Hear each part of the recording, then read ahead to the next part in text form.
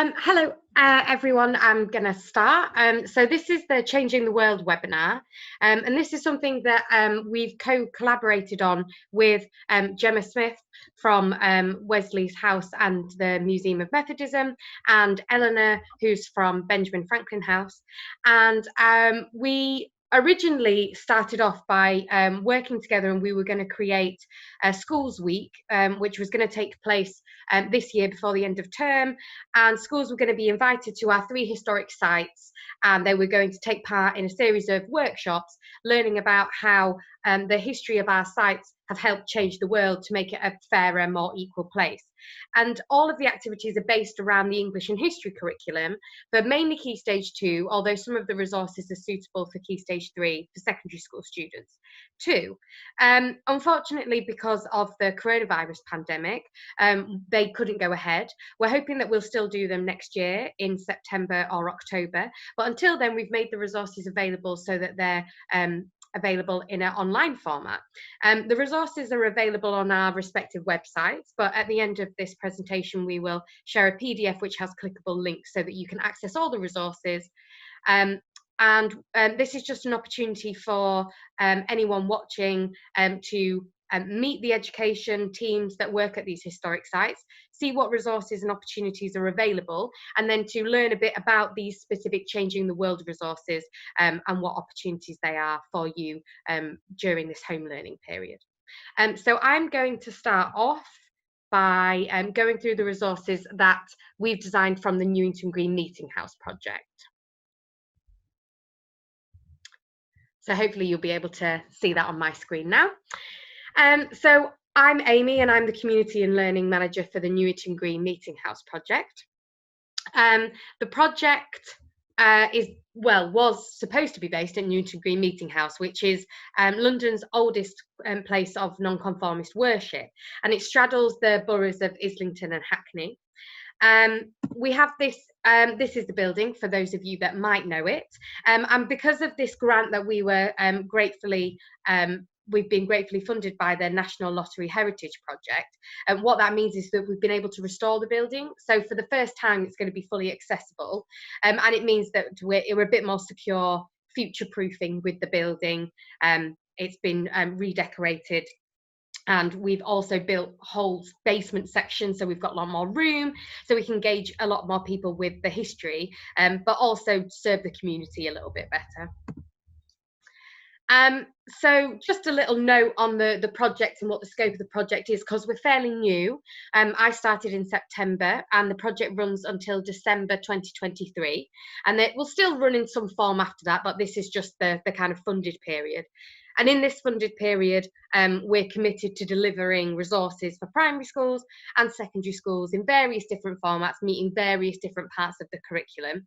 And all our activities are free because we've already been funded. So hopefully this can be a resource that's useful for schools in Hackney and Islington, and in some cases nationally too. So the project here shares the story of the meeting house. We've got a quite interesting radical history. The meeting house being a place of worship, but a kind of different place of worship to maybe some of the more traditional churches or mosques or synagogues that you might have been to, because it's been a place of Unitarian worship for the past couple of hundred years. And Unitarians can be religious, or they can be non-religious, or they can be atheist. And especially today, New Unity, the organisation that owns and runs the meeting house, still keeps up that tradition of this kind of unorthodox form of worship.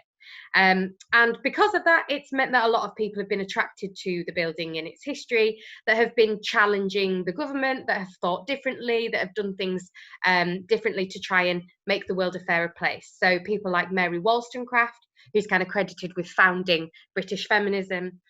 People like Richard Price, who were big supporters of the French Revolution and parliamentary reform. These are the kind of stories that we're telling at the meeting house, and then linking it to the work that we do today. And so this just kind of sums up that bit of history of troublemakers as we are at the meeting house. Things like, equal rights for women, and the abolition of slavery and things like that. So, and these things run through to today, like more recent things like same-sex marriage. So New Unity was one of the first places that could give weddings, that refused to give weddings until same-sex marriage was legal. So it very much links into some of the work that we're doing today, and a lot of campaigns and organisations that still do kind of activist stuff around social justice. So we've got this interesting story, and we thought, why don't we share and work with Benjamin Franklin House and the Museum of Methodism, because they also have these kind of figureheads that have provoked change. So I set about for the Meeting House creating these free downloadable resources. The way that the resources work is, and you'll be able to see at the link at the end of this webinar, is that there are 2 presentations.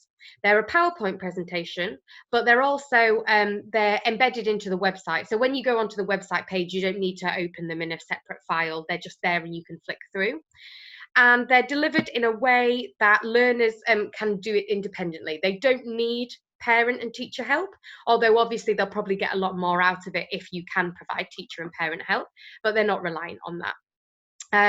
Learners go through the PowerPoint slide, and each slide is accompanied by an audio part. So there's my voice that's helping the learners understand what each slide is talking about, and most slides usually have an activity as well to go alongside it. So they might be asked to write a small newspaper report, or they might be asked to create a poem. That's the kind of the outcome of the main resource, is that they end up writing their own protest poetry. So it's kind of interactive. There's quite a bit of information to get through, but it's put in ways that's quite digestible, and gives them lots of different formats for them to be able to use the resources. There's one resource that's for the younger learners, which is created for year 5 and year 6. And there's one resource that is more suitable for the upper age group, which is year 7, 8 and 9. Or for those in the younger age group that are particularly interested in the outcome of the second one, which is creating poetry. So the first resource for the younger learners mainly is based around the local history side of the curriculum, although it meets a lot of the Key Stage 2 English curriculum too, especially around writing non-fiction and research and using different sources that way. And then for the Key Stage 3 curriculum, it's more focused on the poetry side of the curriculum. We worked and developed those resources with a professional poet, Dr. Simon Jenner, and he has written quite a few poems in collaboration with Hackney Archives, sharing the stories and the histories that are in the borough's archives. And so that way we worked with him, and the way that we did that is that we asked him to reinterpret for the modern time, for a modern reader, some of the poems that are in our building's history, because the Meeting House has been home to quite a few interesting people from history and quite a few poets. And so one of those poets, Anna Letitia Barbauld, wrote a lot about the abolition of slavery, equal rights for women, animal rights and things like this. And she used the medium of poetry to do that. And so that's what we're inspiring the learners to do through Anna Letitia's work. But because her work was written, 250 years ago, and we decided to modernize it with this modern poet, so it's a bit more accessible. These are just some of the slides here that you can see that are in the resource. So we get them looking at Hackney Archives online, so that they're using primary historical resources to find out more about their local history. We're looking at some campaigns like the Choose Love campaign here, about contemporary organisations and what they're doing to change the world, to make it a fairer place too. We've got the rap style poem there, which is one of the Anna's poems that Simon modernised into a rap format to make it a bit more accessible. And then, as you can see in the bottom right-hand corner there, you've got some archive material from our own archives that learners can have a look and see what some of the people that used to, that looked like, that lived in our local area. So this is just a summary of what the resources offer. You'll see that they get to do things like write a newspaper article, they're learning about campaigns, they're writing poetry, and they're getting some of that historical context as well. So just to finish off with some of the things that the project will offer in the future too, we should have been offering these soon, but obviously due to the coronavirus, there's quite a few things that we've had to put on hold. Some of these things are being planned. Some of these things will hopefully take place soon, but it depends on kind of government restrictions, and we all want to do everything as safely as we can. So at some point in the near future, we will be able to offer pre-booked private tours and visits for school groups, and also family groups too. The building is going to be closed a couple of days of the week and only open for these private visits. So you can get in touch with me at some point in the future, and we'd be more than happy to arrange that when we can. We're looking to do some more work with Benjamin Franklin House that have a really amazing resource online of live science classes and science experiments and things like that. You'll be able to get a shared link to that at the end. So we're going to be doing some more work there. We're planning quite a lot about celebrating the community activism in Newington Green, because there's unfortunately been quite a few tragedies in the local area of local people that we probably all know. And there's also been some amazing people that have stood up and tried to do a lot of work to help the local community too. So we're going to be doing some things like that, and schools, we're hoping to get involved there too. We've got an online archive. All the material that you saw there, old photographs and things like that, they've all been digitised thanks to an amazing bunch of volunteers. And I'm just putting the work in now to get that in a format so it's live on our website. So even though you can't go to Hackney Archives, which is an amazing resource, and it's where we hold all of our historical material, you will be able to at least see a bulk of that collection on our website. And we're going to have a whole host of family activities and events. Although we might have to have that in a bit of a smaller, more manageable format in the future. But that's always been our plan, to deliver those kind of things. So that's those resources. And as I said, if anyone has any questions or anything like that, you'll be able to contact me. My email will be on the slide at the end of the presentation. So I'm going to hand over now to Gemma from Wesley's House and the Museum of Methodism. Lovely, thanks Amy. So I'm just going to talk about my workshop, which is Wesley's Words of Change. Okay. So as Amy said, I'm Gemma Smith, and I'm the Learning and Community Engagement Officer from John Wesley's House and the Museum of Methodism. We're not far at all from Newington Green, just minutes or so on the bus near Old Street Station. And the house was home to John Wesley, who was one of the main founders of Methodism from 1779 to 1791. And you can see the image of the house on the bottom left there. And the house was built for him about the same time as Wesley's Chapel, which we can see in the image there. And the chapel is still a Methodist church today, and it's got an active congregation. And the house is a fairly typical 18th century middle class townhouse, and it's furnished to show what it might have looked like when John Wesley lived there. And we do have some of the original furniture from when John Wesley did live there on display. The museum is actually underneath the chapel in the crypt, and it tells the story of the growth of Methodism, and also focuses on John Wesley as a central figure of the Methodist movement. We run family activities based around social history, the history of the site and John Wesley's life.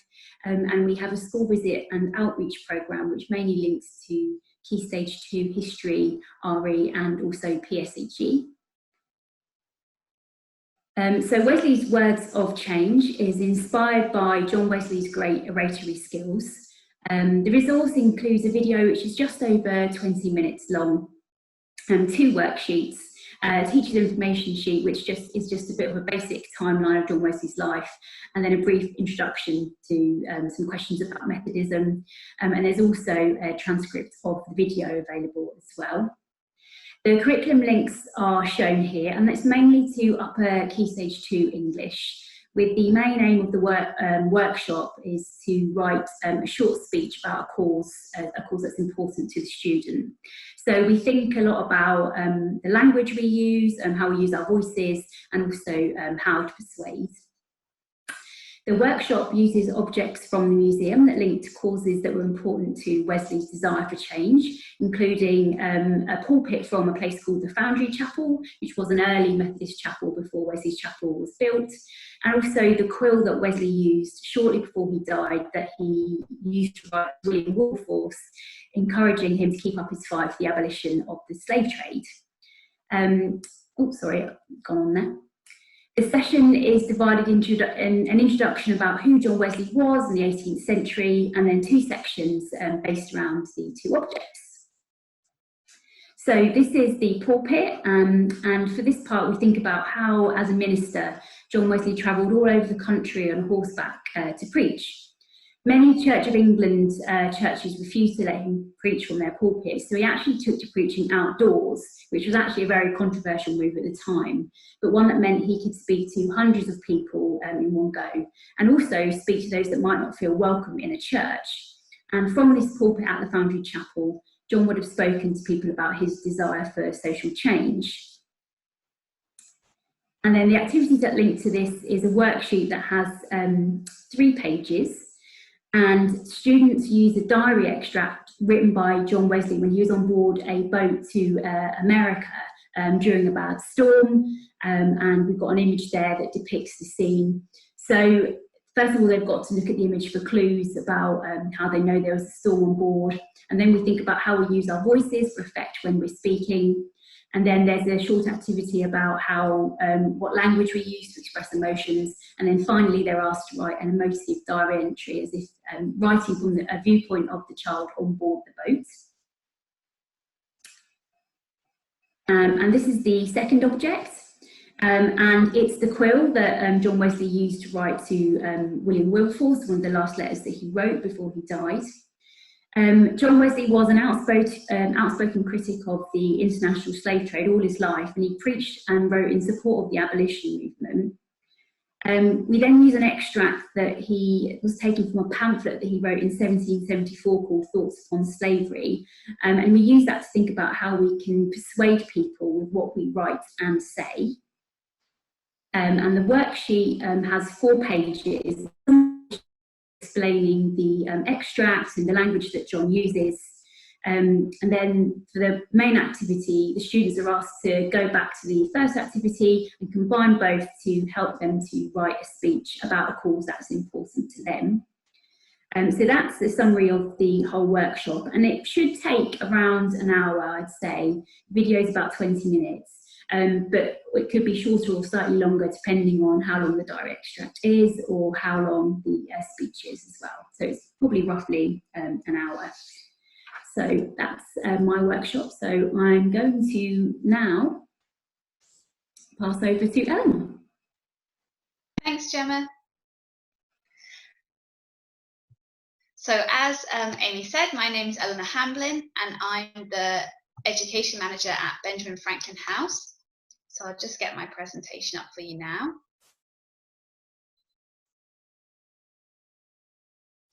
So Benjamin Franklin House is at 36 Craven Street, not too far from the historic buildings we've been talking about already today. It's just off the Strand, and it's in between Charing Cross and Embankment tube stations. So hopefully you can see a picture of Benjamin Franklin House on the screen. And this is where Benjamin Franklin lived for almost 16 years, in between 1757 and 1775. So today, Benjamin Franklin is best remembered as one of the founding fathers of the United States, but he was also a printer, a writer, a scientist, and much more. So we hope that through this lesson and uncovering the history of Benjamin Franklin's life, that will help inspire students to come up with some persuasive writing. The Benjamin Franklin House Changing the World resources are available, as Amy mentioned, on the Newington Green Meeting House website and also on our own website. As is outlined in the teaching notes, which you can download with those resources, students will need to access the presentation, which is in a video format and includes audio, like the other site's resources. And if they have a printer, they can also download and print the 2 activity sheets. But if they don't have a printer, that's not a problem, because these will be incorporated into the presentation, so they can just use them as a guide and complete the activities with pen and paper. So the lesson covers the Upper Key Stage 2 writing targets from the national curriculum, which you can see on the screen. So mainly looking at planning of writing, thinking about incorporating the information the students gain from the presentation, and then also writing itself, looking at structural features and also stylistic features too. And the lesson supports the history curriculum, as students will find out about a historic building in London, and as well as the Georgian period when Benjamin Franklin was living there. So the lesson begins by posing some questions to get students thinking, both about Benjamin Franklin House and Benjamin Franklin himself. Then it goes on to explain a bit more about Franklin's early life in Boston in America, also the reasons he came to live in London in the 1750s. It then explains how Benjamin Franklin founded a printing press, and through that was able to print books and newspapers, which was a great way for him to spread his views on important issues. So after explaining the printing press in a bit more detail to students, the presentation goes on to guide them through activity 1, which is an art and design activity where students will print their own slogan, taking inspiration from Ben Franklin, who did use images as well as words to get his ideas across. And if students don't have all the materials listed on the screen, which will be needed for the printing task, they can always design their slogan on paper just using pencils or pens.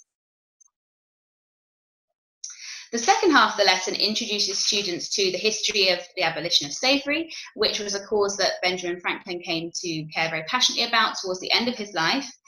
And it then links Ben Franklin's own newspaper to Journalism Today and prepares students to write an opinion piece, an opinion article, about a cause that's important to them. So this might be something like bullying or climate change. And before the planning stage, the lesson takes students back over the structural features of the newspaper article and also stylistic features that they should include to make sure their writing is persuasive. For activity 2, students are encouraged to spend 5 to 10 minutes planning their article. And as you can see on the screen, the planning template encourages them to make sure they've planned a headline, an orientation, and also 3 paragraphs for the main body of the article. It also has a persuasive word bank with handy sentence starters and phrases they can include to up-level their writing.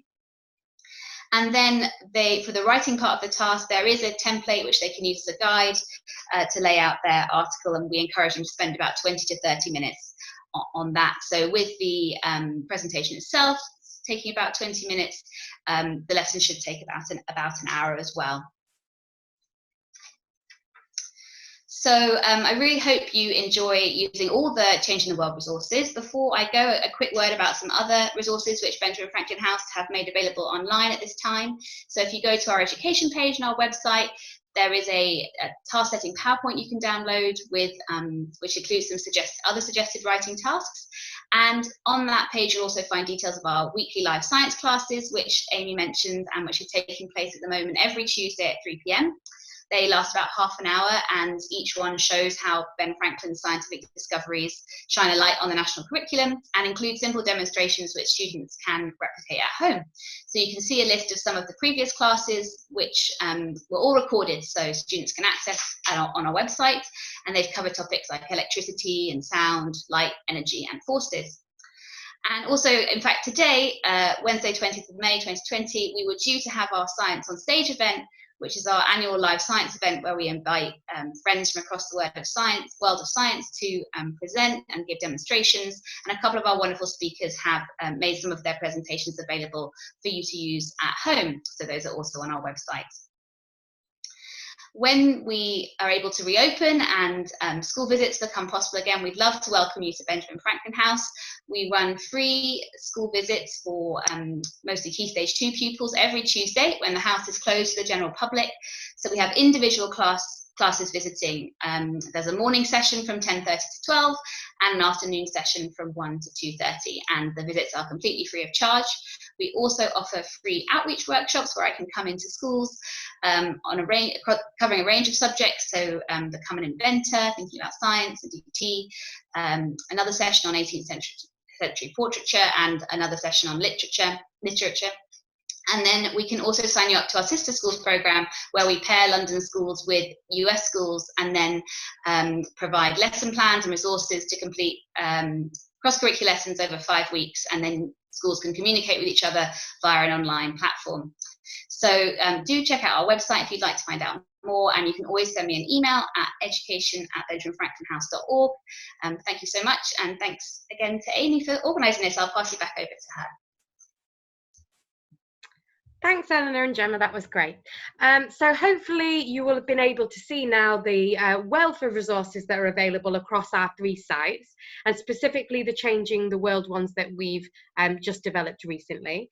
As I mentioned, hopefully we're hoping that in the new school year we'll be able to invite you to our site so that you can see these historical sites, whether that's with the Changing the World programmes or with the various of the resources that we do.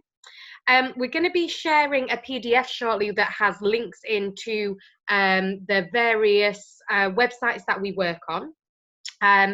And also you feel free, you can get our contact details from those websites. So if you have any more questions about education programs, you would like some more support and things like that, then you are welcome to get in touch with us through that way too.